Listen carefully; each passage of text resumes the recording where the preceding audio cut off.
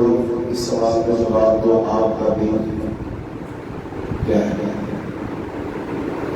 آپ مجھے جو جواب دیں گے وہ آپ کا جواب ہوگا تکے پہ ہوگا، اس کو پنجابی میں کہیں گے تکا لگا، تکا لگا، ہو سکتا ہے صحیح ہو سکتا ہے صحیح ہے۔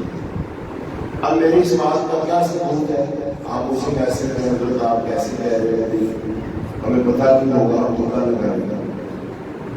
میں اس وجہ سے کہہ رہا ہوں کہ آپ اب پھر میرے سوال کا جواب دیجیے کہ آپ دین کیا ہے، اس بارے میں کوئی کتاب پڑھی ہے؟ آپ میں علم حاصل کیا؟ ایک ہے سننا، اچھی بات ہے، سننے سے بھی زبان سے بنتا ہے، لیکن جو پختہ علم ہوتا ہے وہ کیسے حاصل ہوتا ہے؟ کسی کتاب سے، کسی استاد کے پاس جا کر سیکھنے سے، پڑھنے سے۔ وہ آپ کو پڑھائے آپ پڑھیں، وہ آپ کو سکھائے آپ سیکھیں، پھر آپ صحیح بات سمجھ سکیں گے۔ اور اگر ایسا نہیں ہے پھر ہمارے پاس کوئی ہوگا، ہم نے جو کچھ سیکھا ہوا ہے وہ اندازہ سا ہے، وہ تکا سا ہے۔ تو جو دین ہوتا ہے بھائی، جو علم ہوتا ہے وہ پختہ ہوتا ہے، وہ سیکھا جاتا ہے، وہ پڑھا جاتا ہے۔ مثلا اللہ تعالیٰ نے قرآن پاک نازل کی تو قرآن سارے کا سارا کیا ہے؟ علم ہے، لیکن اس کتاب کو پڑھانے سمجھانے کی ڈیوٹی کس کی لگائی؟ رسول اللہ صلی اللہ علیہ وسلم۔ اس لیے آپ نے کہا ارشاد فرمایا انما بعثت معلما، اللہ نے مجھے استاد بنا کر بھیجا ہے۔ اب تین چیزیں ثابت ہو گئی، رسول اللہ صلی اللہ علیہ وسلم استاد ہے، ظاہر بات ہے وہ شاگرد بھی ہوں گے۔ شاگرد کون ہے؟ صحابہ کرام۔ استاد بھی موجود ہے، شاگرد بھی موجود ہے، حساب کیا ہوگا، سلیبس کیا ہوگا، استاد کیا پڑھائے گا، شاگرد کیا پڑھے گا؟ تو وہ ایک ہی کتاب ہے، وہ قرآن پاک ہے۔ اس کا مطلب رسول اللہ صلی اللہ علیہ وسلم نے آ کر کتاب پڑھائی ہے، کتاب کی تعلیم کی ہے، اور صحابہ کرام نے کتاب پڑھی ہے، اپنے استاد سے پڑھی ہے، اور وہ جو استاد ہے اس کا براہ راست تعلق کہاں تھا، رابطہ کہاں تھا؟ زمین پہ نہیں، اس استاد کا تعلق آسمانوں سے رابطہ تھا۔ اس کے پاس آسمان سے باقاعدہ نمائندہ آتا تھا، فرشتہ آتا تھا، قاصد آتا تھا، پیغمبر آتا تھا۔ وہ کون ہے؟ حضرت جبرائیل علیہ السلام۔ اس کا مطلب اللہ رب العالمین کی براہ راست نگرانی میں حضرت محمد صلی اللہ علیہ وسلم نے قرآن پاک کی تعلیم دی ہے اپنے شاگردوں کو، صحابہ کرام رضی اللہ عنہم اجمعین۔ اچھا، اب استاد کی کارکردگی سے پتہ چلتا ہے شاگردوں کی قابلیت سے۔ تو اب رسول اللہ صلی اللہ علیہ وسلم کی جو شاگرد ہیں، ابو بکر و عمر ہے، عثمان و علی ہے، طلحہ و زبیر ہے، وہ اشراف البشرہ ہے، وہ غزوہ بدر والے ہیں، غزوہ احد والے، رضوان والے، سارے صحابہ کرام رضی اللہ عنہم اجمعین۔ ان میں سے کسی ایک کو اٹھا کر دیکھو، اس کی سیرت کیسی تھی، اس کا کردار کیسا تھا، اس کا اخلاق کیسا تھا، وہ حقوق و فرائض کی ادائیگی میں کیسا تھا، وہ کیسا انسان بنا۔ وہ تو بہت ہی اچھا، بڑا ہی اعلیٰ، بڑا سلجھا ہوا، بڑا سمجھا ہوا، وہ اللہ کا پسندیدہ انسان تھا۔ اس کا مطلب وہ جو شاگرد تھے نا، ان کے اندر جو خوبی تھی، جو قابلیت تھی، وہ اس کتاب سے، اس استاد کی وجہ سے، استاد نے اچھے سبق پڑھائے۔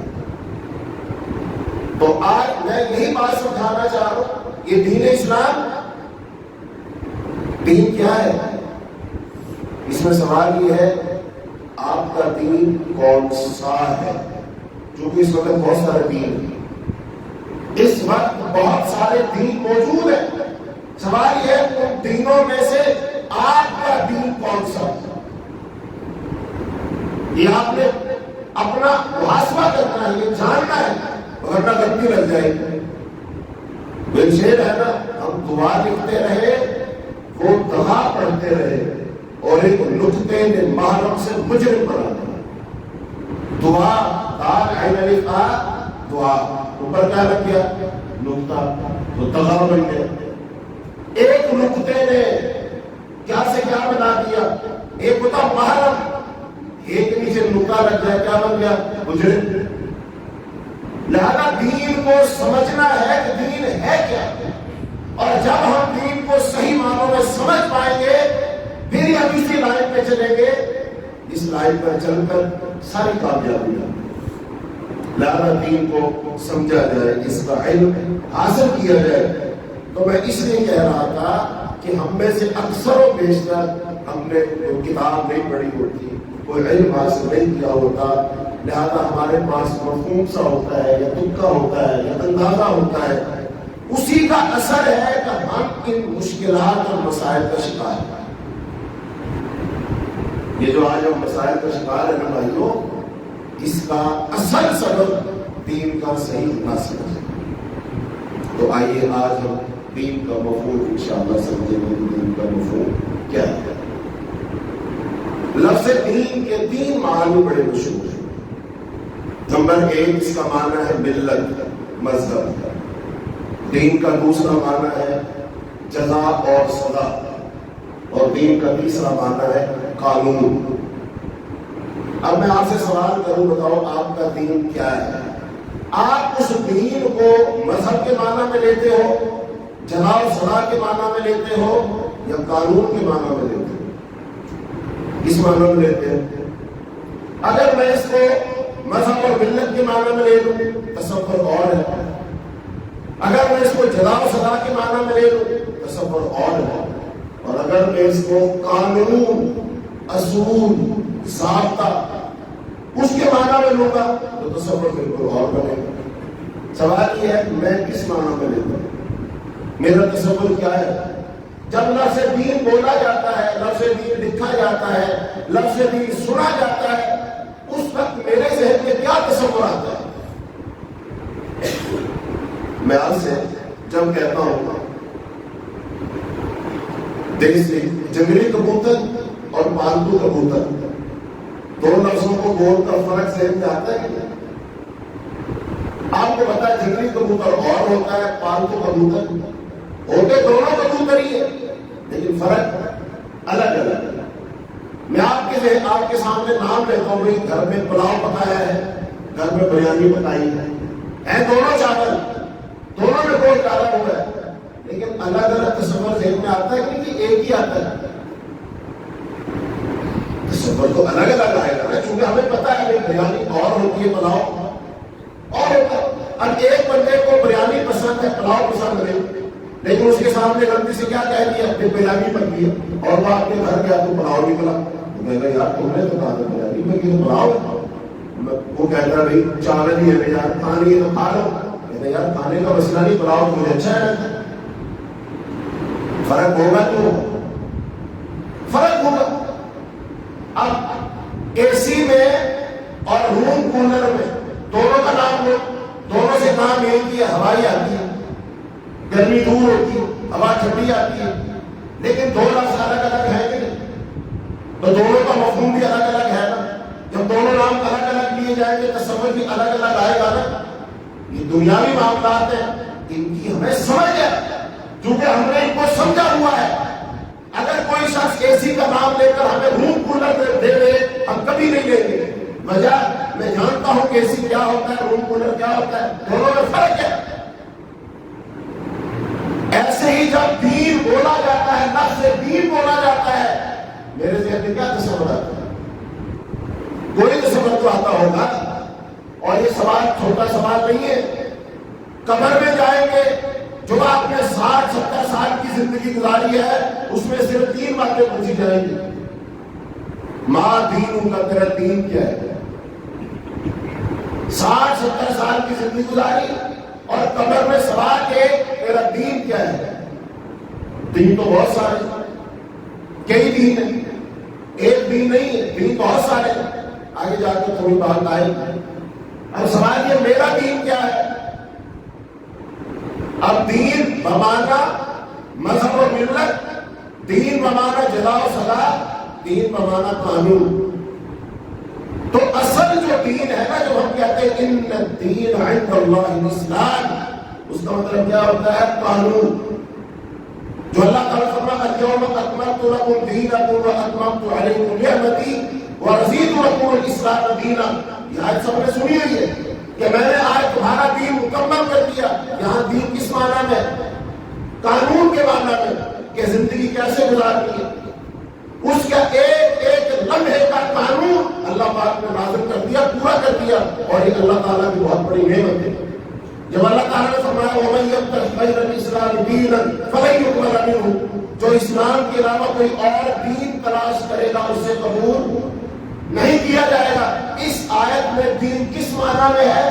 بطور قانون کے, کہ اگر تم نے اسلام کے علاوہ کسی اور قانون کو مانا تو وہ قابل قبول نہیں ہوگا.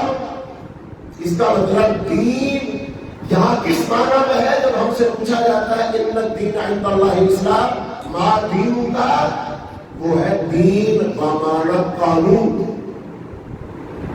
اب ہم اگر اپنے ملک کی بات کریں, بتاؤ ہمارے ملک میں کون سا نظام حکومت چل رہا ہے؟ صدارتی نظام چلتا ہے, پارلیمانی چلتا ہے. ہمیں بتانا پڑے گا. ہمارے یہاں جمہوری نظام ہے, پارلیمانی نظام ہے. اچھا, اب یہ الگ دین ہے, یہ الگ نظریہ ہے. اب کیپٹلزم الگ ہے, کمیونزم الگ ہے, یہ سارے الگ الگ نظریات ہیں. ہمارا ہی ملک ہوتا ہے جمہوری حکومت کو ختم کر دیا جاتا ہے, کیسے؟ فوجی حکومت آ جاتی ہے. بتاؤ جمہوری حکومت میں فوجی حکومت میں فرق ہے؟ حکومتیں دونوں. اب جمہوری حکومت میں فوجی حکومت میں کوئی فرق ہے نا, اس کو ہم سمجھتے ہیں. جمہوری حکومت میں کیا ہوتا ہے؟ قانون بنائیں گے جمہور عوام. فوجی حکومت میں کیا ہوگا؟ ایک فرد واحد قانون بنائے گا, جو چاہے قانون بنا دے گا.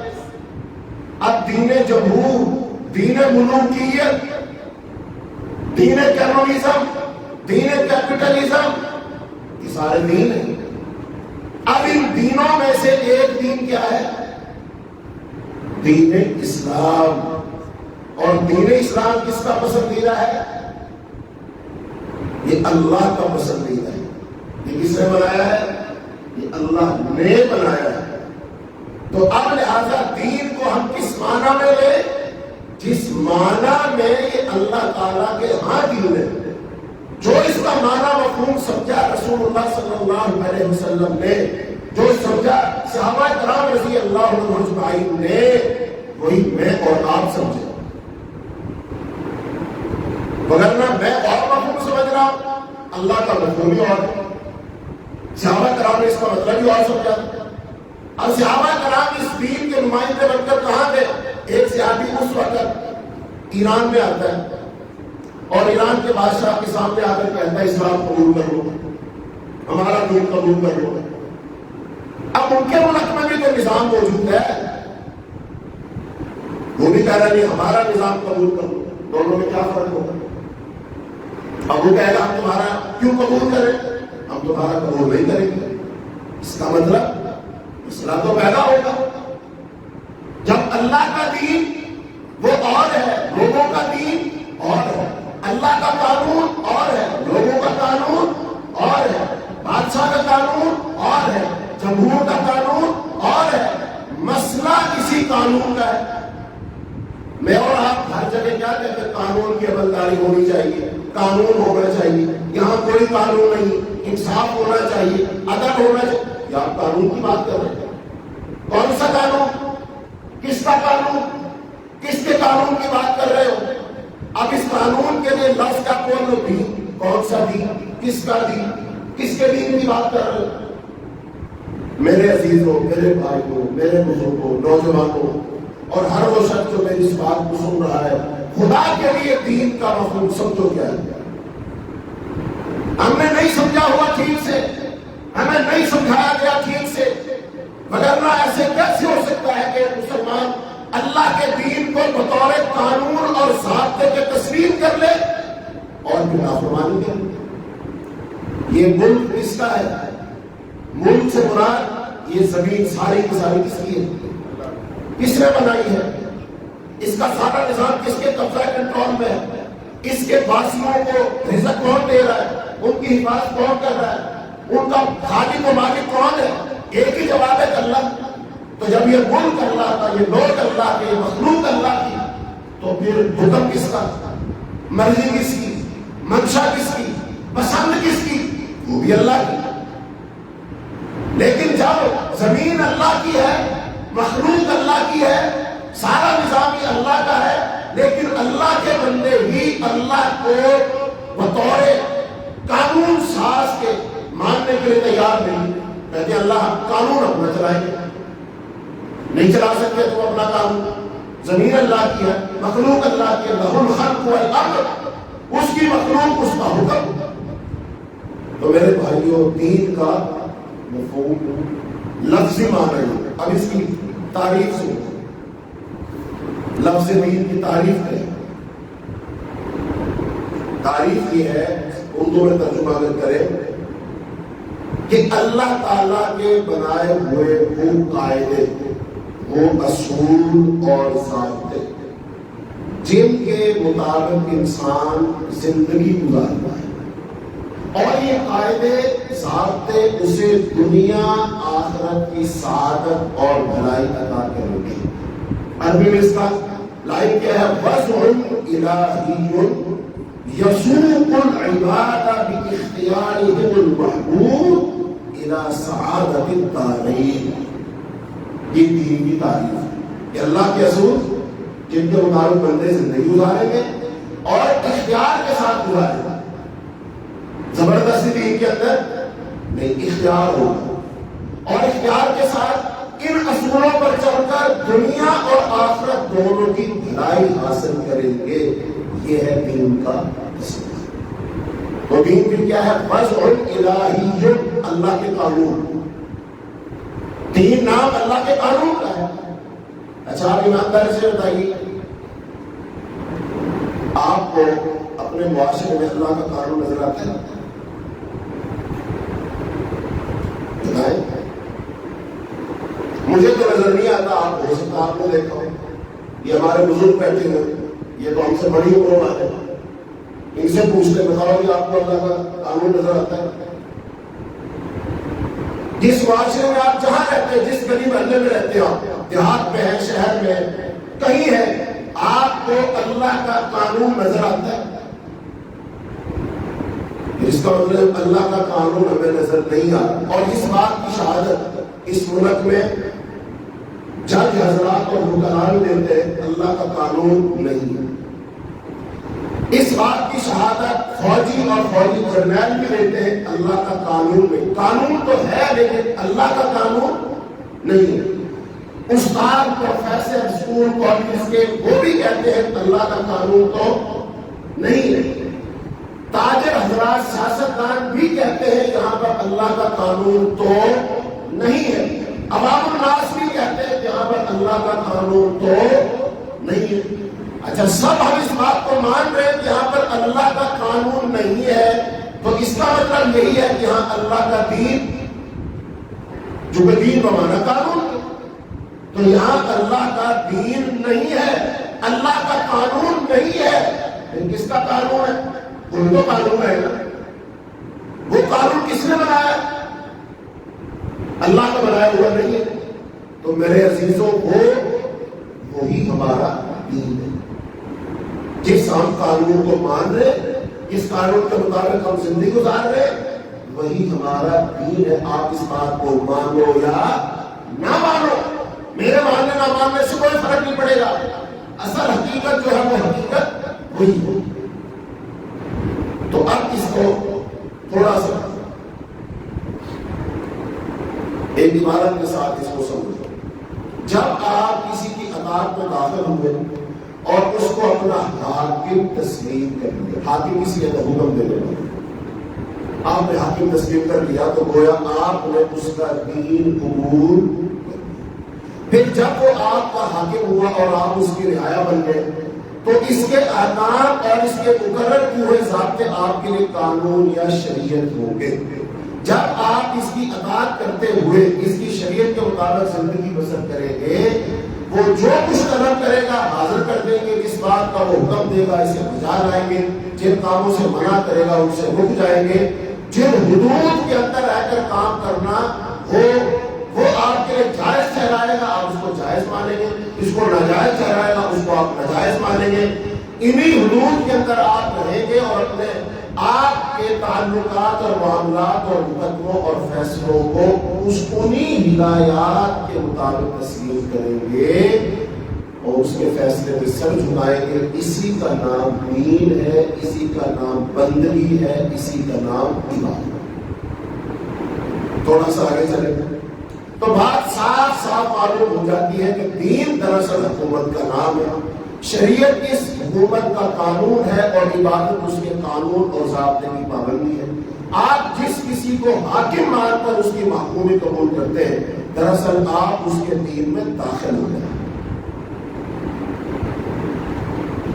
یہ جملے دھیان سے سنیں۔ آپ جس کو حاکم مان کر اس کے بنائے ہوئے قانون کو تسلیم کرتے ہیں، آپ اسی کے دین میں داخل ہو گئے۔ عربی میں کہا جاتا ہے الناس علی دین ملوکہم، لوگ اپنے بادشاہ کے دین پر ہوتے ہیں، یعنی لوگ اپنے بادشاہ کے بنائے ہوئے قانون پر ہوتے ہیں۔ تو یہ قانون کون بناتا ہے؟ بادشاہ۔ اور لوگ اس کو مانتے ہیں تو بادشاہ کے دین پر آ جاتے ہیں، اور اگر وہ اس کو نہیں مانتے بادشاہ کے خلاف بغاوت ہو جاتی ہے۔ بادشاہ اس کو چھوڑتا نہیں تو میرا حکم نہیں مانتے، میری بات نہیں مانتے، میری بات کی خلاف ورزی کرتے ہو۔ اس کا مطلب اصل مسئلہ حکم ماننے اور منوانے کا ہی ہے، اور سارے کا سارا اسلام کے حکم کا ہی نام ہے۔ آپ کوئی چیز اٹھائیں، نماز پڑھنے کیوں آئے؟ یہ دین کا حصہ ہے، اللہ کا حکم ہے۔ زکات کیوں لیتے؟ اللہ کا حکم ہے۔ روزے کیوں رکھتے؟ اللہ کا حکم ہے۔ حج کرنے کیوں جاتے؟ اللہ کا حکم ہے۔ غیر محرم عورت کی طرف کیوں نہیں دیکھنا؟ اللہ کا حکم ہے۔ نظریں نیچی کر کے چل رہا ہے، اللہ کا حکم ہے۔ دائیں ہاتھ سے کھانا کھانا یہ حکم ہے۔ جوتا پہننا پہلے دائیں پاؤں کا پہنو، یہ اللہ کا حکم ہے۔ یہ سارے کے سارے کیا ہے؟ یہ احکام ہی تو ہے، یہی تو قانون ہے۔ تو یہ کس کے قانون ہے؟ جو اس کائنات کا اصلی اور حقیقی بادشاہ ہے، اور وہ اللہ ہے۔ اس کا مطلب جو ہم اللہ کا حکم مانتے ہیں، ہم اللہ کا دین قبول کرتے ہیں۔ تو بہرحال جس کی بھی ہم محکومی قبول کرتے ہیں، دراصل اس کے دین میں داخل ہوتے ہیں۔ اگر آپ کا حاکم اللہ ہے تو آپ دین اللہ میں داخل، اللہ کے دین میں داخل۔ اگر وہ کوئی بادشاہ ہے تو آپ دین بادشاہ میں داخل ہوئے۔ اگر وہ کوئی خاص قوم ہے تو آپ اسی قوم کے دین میں داخل ہوئے۔ اور اگر وہ خود آپ کی اپنی قوم یا آپ کا وطن ہے، آپ کے عوام ہے، تو آپ دین عوام میں، دین جمہور میں آپ داخل ہوئے۔ ہر جس کی اطاعت کا پٹا آپ کی گردن میں ہے، دراصل آپ اسی کے دین پر ہیں، اور جس کے قانون پر آپ عمل کر رہے ہیں، آپ اسی کی عبادت کر رہے ہیں۔ اب قرآن کی ایک آیت سے بات ختم کریں۔ اللہ تعالیٰ نے قرآن میں ارشاد فرمایا اتخذوا احبارهم ورهبانهم اربابا من دون اللہ۔ یہودیوں عیسائیوں نے اپنے احبار اور رہبان کو اپنا رب بنایا۔ یہ قرآن کی آیت ہے۔ ایک صحابی ہے جو کہ پہلے نصارہ مسلم، حضرت علی بن حاتم رضی اللہ، انہوں نے آیت سنی تو اللہ کے رسول کے پاس آئے، کہنے لگے اللہ کے رسول، قرآن کی آیت میں یہ ہم نے اپنے مذہبی رہنماؤں کو اپنا رب بنا دیا تھا، ہم نے رب نہیں بنا۔ اب ایک عیسائی کہہ رہا ہے ہم نے رب نہیں بنایا تھا، قرآن کیا کہہ رہا ہے؟ رب بنایا ہوا۔ اشکال آ گیا۔ اب اس کو اللہ کے رسول صلی اللہ علیہ وسلم نے سمجھایا، تو میں یہ بتاؤ، جب تمہارے یہ احبار اور رہبان، مذہبی پیشوا اور رہنما جس چیز کو حلال قرار دیتے تھے، کیا تم اس کو حلال مانتے تھے کہ نہیں؟ اب اس چیز کو حلال کون قرار دے رہے ہیں؟ وہ احبار اور رہبان۔ اللہ کی بات نہیں ہو رہی، بات ہو رہی احبار اور رہبان کی مذہبی پیشواؤں کی، کہ جب تمہارے مذہبی پیشوا پادری کہہ دیتے کہ یہ حلال ہے، تو اس کو حلال سمجھتے تھے کہ نہیں؟ کہا نہیں سمجھتے تھے۔ کہا جب وہ کسی چیز کے بارے میں کہہ دیتے یہ حرام ہے، یعنی وہ اس کو حرام قرار دیتے، اللہ نے نہیں، وہ حرام انہوں نے کہا ہے۔ کیا اس کو حرام مانتے تھے کہ نہیں؟ کہا جی مانتے تھے۔ یعنی اب تو ان کی ہلاک کردہ چیز کو ہلاک، یہ قانون بن گیا، یہ قانون ہے حلال ہے، یہ قانون ہے یہ حرام ہے. تو یہ حلال اور حرام کا قانون کس نے بنایا؟ اللہ نے نہیں، ان کے مذہبی رہنماؤں نے، ان کے علماء نے کہا کہ ایسا تو ہے. فرمایا یہی ان کو رب بنا. اللہ کے رسول صلی اللہ علیہ وسلم فرمایا یہی ان کو رب بنا. رب بنانے کا مطلب یہی ہے کہ کسی کو ہدایت دے دو کہ تم جو حلال کر دو گے حلال، جو حرام کر دو گے حرام. یعنی جس کو آپ اپنے لیے قانون بنانے کا اختیار دے دیتے ہیں، آپ اس کو اپنا کیا بنا لیتے؟ اس کو کیا بنا لیتے؟ رب. پاکستان میں یہ اختیار کس کو دیا ہوا ہے؟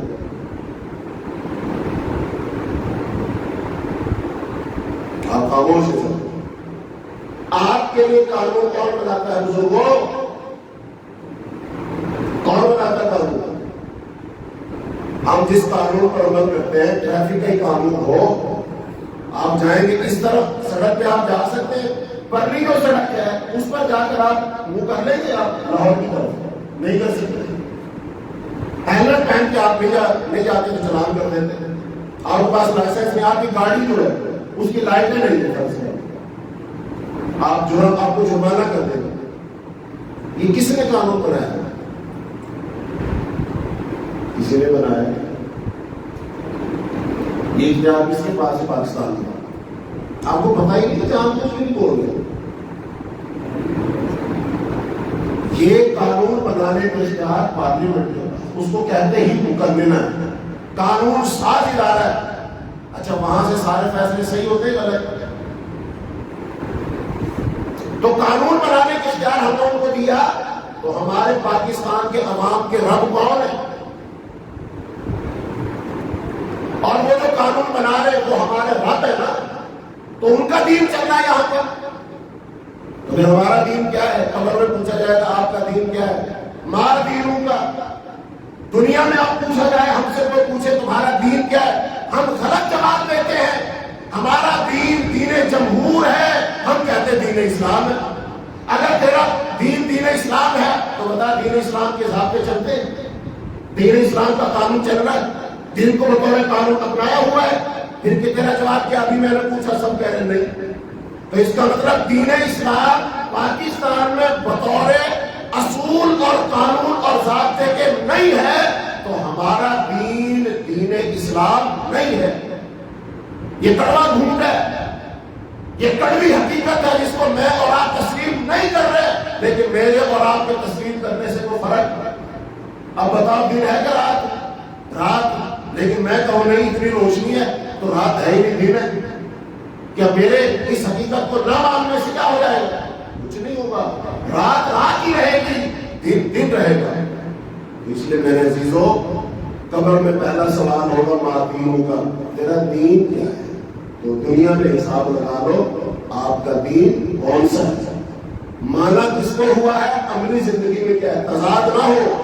جو مانا ہوا ہے عملی زندگی بھی اس کے مطابق گزرے. سارے کام کاج قاعدے، خوشی غمی، اصول، عدالت، معاش، معیشت کو سب اس کے مطابق چلے. تو جو دین تو نے سمجھا وہی عملی زندگی میں ہے. لیکن اگر عملی زندگی کا دین اور ہے اور نظریاتی طور پر دین اور ہے تو یہ تضاد ہے. پھر دونوں میں سے تجھے کہنا پڑے گا میرا دین کیا ہے. یہی تو آج کا ہمارا موضوع ہے کہ اپنے آپ سے پوچھو آپ کا دین کون سا ہے. تو بھائیوں، دین کا تصور صحیح معنوں میں یہ ہے کہ دین کو بطور اصول ضابطے کے، بطور قانون کے تسلیم کرو. اور اس ضابطے اور اصول اور قانون کا بنانے والا کون ہے؟ اللہ رب العالمین. اس لیے کہا گیا ان الدین عند اللہ الاسلام. اللہ کے نزدیک قانون ضابطہ اس کا نام ہے دین اسلام. یہ دین اللہ ہے، یہ اللہ کا دین ہے. تو اللہ ہمیں حق اور حقیقت کو سمجھنے کی توفیق عطا فرمائے. اللہ تعالیٰ ہمیں جو دینی اصطلاحات ہیں ان کو ان کے صحیح معانی، صحیح تصور کے ساتھ، صحیح اصطلاحات کے ساتھ اللہ سمجھنے کی توفیق عطا فرمائے. اللہم انا نسألک الہدی والتقی والعفاف والغنی. اللهم اشف مرضانا ومرضى المسلمين، اللهم اقض حاجاتنا وحاجات المسلمين، وصلى الله تعالى على خير خلقه محمد وعلى آله وأصحابه أجمعين برحمتك يا أرحم